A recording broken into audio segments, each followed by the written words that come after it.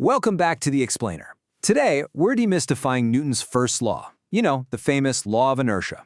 We're going to pull back the curtain on the invisible physics governing the world around us, literally every single second of our lives. This isn't just about dusty formulas in a textbook. This is about understanding the fundamental rules that dictate how absolutely everything in our reality moves, or, well, doesn't move. So let's unpack this together. Okay, let's dive into this. Section 1. The magic of motion. Picture this. You're standing on a crowded city bus, holding onto the handrail, just minding your own business. Suddenly, the driver slams on the brakes. Ever notice how you violently jerk forward? Your feet stay totally planted, but your body just lurches right toward the windshield. We've all experienced this exact visceral moment, right? It happens so fast you don't even think about it. But what is actually happening to you in that split second? Well, here's a massive perspective shift for you. You weren't actually thrown forward by some mysterious forward-pushing energy. No, your body just kept doing exactly what it was already doing. See, the bus stopped, but you were traveling at the speed of the bus, and your mass carried momentum. Your body simply wanted to keep going. It's physics, not magic. It's a perfect everyday demonstration of the fundamental rules of motion acting directly on you.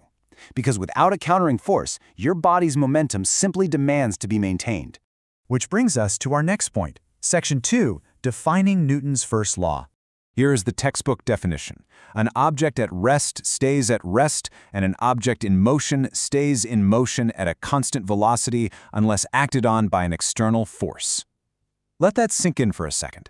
It's a two-part rule, resting and moving, governed by one absolute condition, the external force.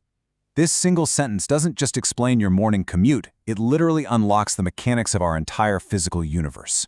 It's the reason why a coffee cup sits on your desk until you pick it up, and it's the exact same reason why a planet continues in its orbital path over millions of years. Now, what's really interesting about this slide is, well, Section 3, the stubbornness of objects. Think of inertia simply as an object's inherent stubbornness. A stationary object essentially refuses to start moving on its own. It is completely stubborn about staying exactly where it is. But, and here's the kicker, a moving object is equally stubborn. It flat out refuses to stop, speed up, or even change direction. They have absolutely no reason to change their state unless an external force, like a literal push or a pull, forces them to do so. The universe at its core prefers the status quo. It takes genuine physical work to disrupt that equilibrium. So let's look at how this plays out around us. Section 4, inertia in the real world. This stubbornness is exactly why seatbelts exist. When a car crashes and stops abruptly, your body's stubborn inertia wants to keep moving forward. The seatbelt is the external force that safely stops you. Or think about the classic tablecloth trick. You yank the cloth fast enough and the dish's inertia stubbornly keeps them exactly where they are resting. In the frictionless vacuum of space, a drifting astronaut, they'll just keep right on drifting.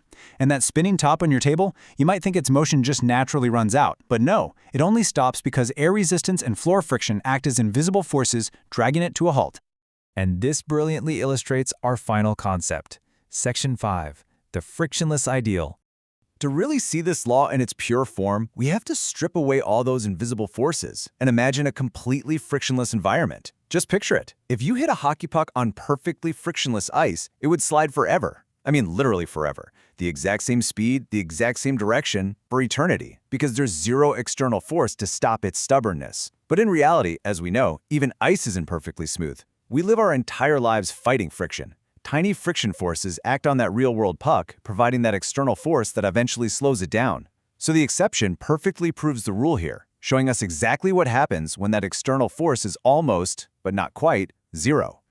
Which leaves us with one massive, lingering question. What happens when an external force actually overcomes that stubbornness?